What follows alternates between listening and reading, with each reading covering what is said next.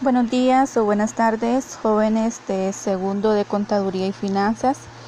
En este video les voy a grabar la clase de Contabilidad 1 sobre el tema la teoría de la partida doble. En primer lugar vamos a conocer cómo surgió la partida doble.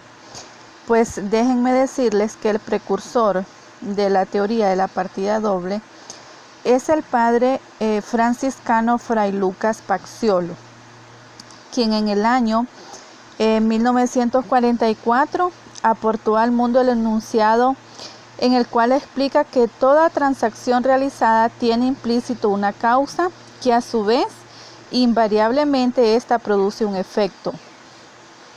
Lo anterior pues se basa en el principio de lógica denominado la ley de causalidad. Y esta consiste en que a toda causa le sigue un efecto, es decir, que no hay causa sin efecto ni efecto sin causa.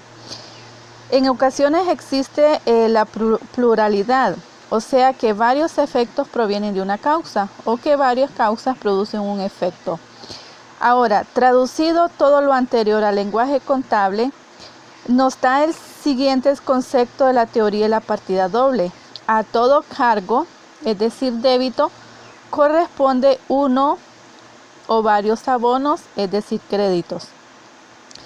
La partida doble consiste en registrar por medio de cargos y abonos los efectos que producen las operaciones en los diferentes elementos del balance que ustedes ya conocen, que es el activo, el pasivo y el patrimonio o el capital contable.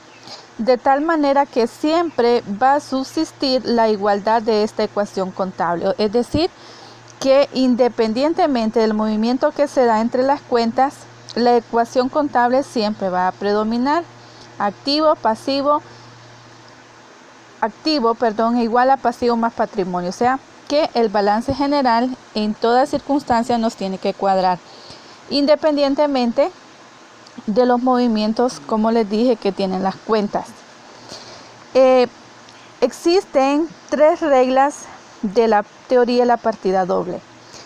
En primer lugar, déjenme decirles que para que ustedes puedan entender este tema, ya tuvieron que haberse memorizado o saber ya clasificar las cuentas de activo, las cuentas de pasivo, de patrimonio y las cuentas de resultado.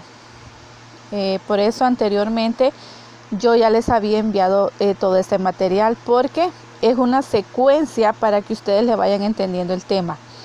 Y ya en este capítulo, que es la teoría de la partida doble, ustedes ya tuvieron que saberse o aprenderse esas cuentas para que puedan entender este tema. De lo contrario, se les va a hacer un poco complicado entenderle. De igual forma, yo les mandé el jueves anterior un cuadro resumen del movimiento de todas las cuentas. Cuándo una cuenta se va a cargar, cuándo se va a acreditar, cuándo va a tener saldo deudor y cuándo saldo acreedor. Yo les voy a ir explicando de manera rápida lo que son estos movimientos. Pero primero vamos a conocer las reglas que existen de la teoría de la partida doble. Toda operación que se efectúe en la empresa causa dos efectos en la situación financiera de la misma, sin alterar el principio de igualdad que debe existir entre sus recursos, es decir, sus activos, sus obligaciones, es decir, sus pasivos, y el patrimonio, es decir, el capital contable, ya que se cuenta con las reglas necesarias para comprobar que cada operación que se realice afectará de una u otra manera a los conceptos mencionados. ¿Cuáles son esas reglas? Tenemos, como inciso A todo aumento de activo corresponde, número 1, una disminución en el activo mismo, un aumento de pasivo y un aumento de patrimonio. Inciso B, a toda disminución de pasivo corresponde un aumento en el pasivo mismo, una disminución en el activo y un aumento en el patrimonio. Y como inciso C, a toda disminución de patrimonio corresponde un aumento en el patrimonio mismo, una disminución del activo y un aumento de pasivo. Vamos a ir viendo un ejemplo de cada uno de estos incisos que les he mencionado. ¿Cuándo se va a dar el aumento y disminución de activo? Por ejemplo, un aumento de activo y disminución de activo. Esta situación se presenta cuando se compra al contado mercadería, un bien mueble e inmueble, o al depositar dinero en el banco, al conceder un préstamo, al pagar servicios por adelantados, etc. En cualquiera de estas operaciones que les he mencionado se efectúa un aumento de los activos y a la vez una disminución de los mismos, ya que al comprar mercadería al contado aumenta la existencia en almacén, es decir, va a aumentar el inventario, que es una cuenta de activo. Pero como fue una compra al contado, va a disminuir nuestro dinero en efectivo, es decir, va a disminuir caja. Entonces, en este caso que se da un aumento de activo y una disminución también del activo mismo. Otro ejemplo es cuando se deposita efectivo en el banco.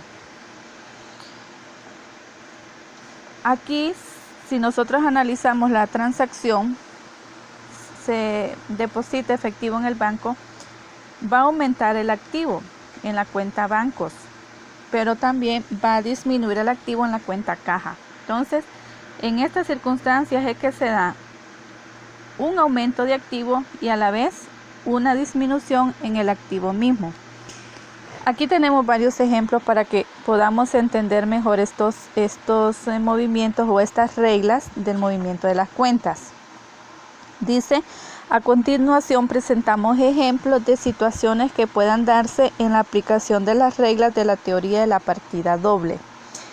Regla, aumento y disminución en el activo. Dice la transacción compra de mobiliario pagado en efectivo. El mobiliario sabemos que es una cuenta de activo. Entonces, va a aumentar activo en la cuenta mobiliario y equipo.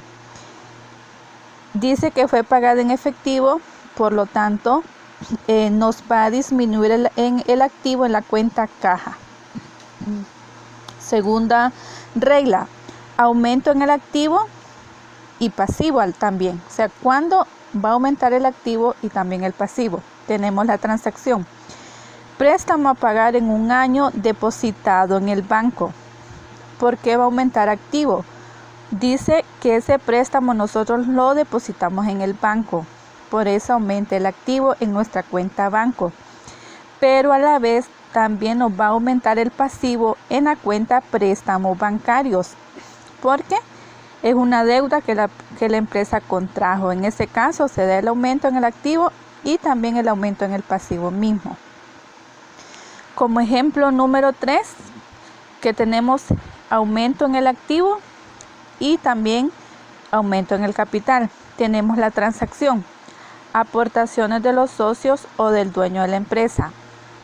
Como es una aportación en efectivo, nos va a aumentar el activo en la cuenta caja y también nos va a aumentar la cuenta capital social, es decir, nos va a aumentar lo que es el patrimonio, porque todo lo que son aportaciones de los socios corresponde a las cuentas de patrimonio y capital contable.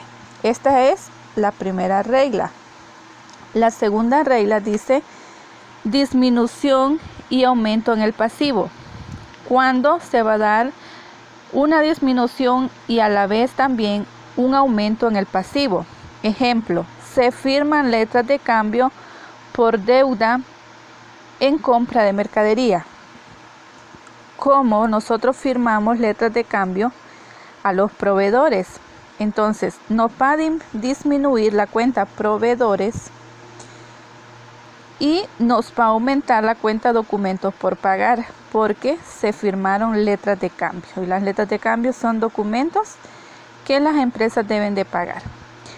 Número 2, disminución en el pasivo y también disminución en el activo. Ejemplo, pago de préstamo con cheque.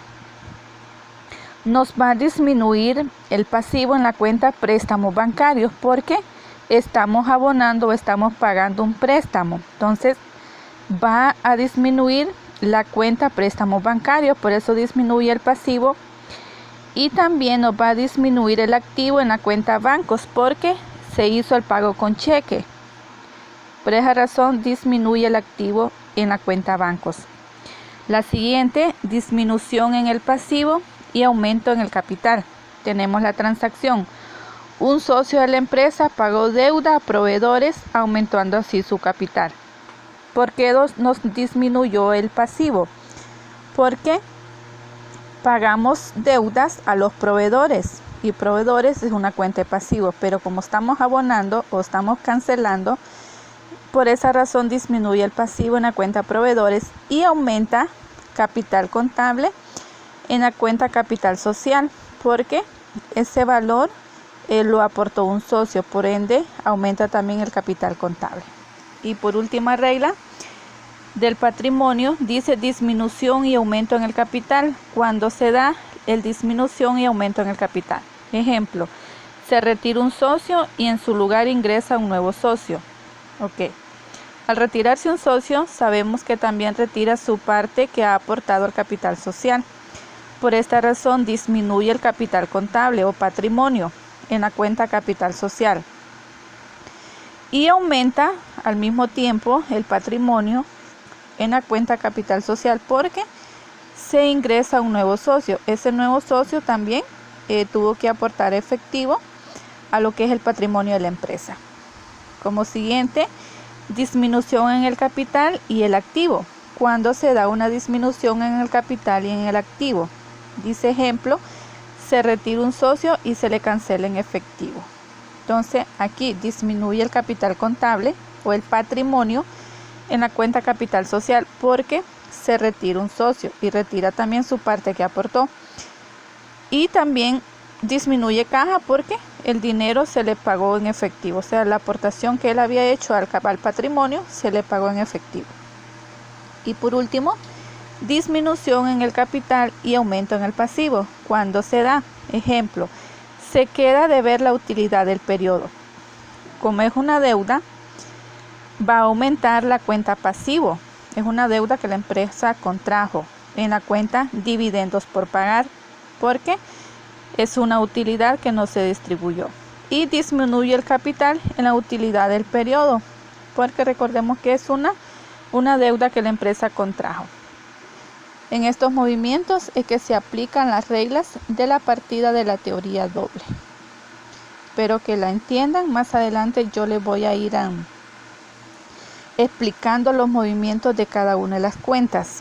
No les grabo en su totalidad el video sobre el capítulo porque el teléfono se me corta siempre. Lo que es la memoria no me es suficiente para grabar todo el video, por eso lo estoy haciendo en partes. Espero que hasta aquí hayan entendido lo que es estas reglas que se aplican en los movimientos de las cuentas contables y estas son las reglas también de la teoría de la partida doble.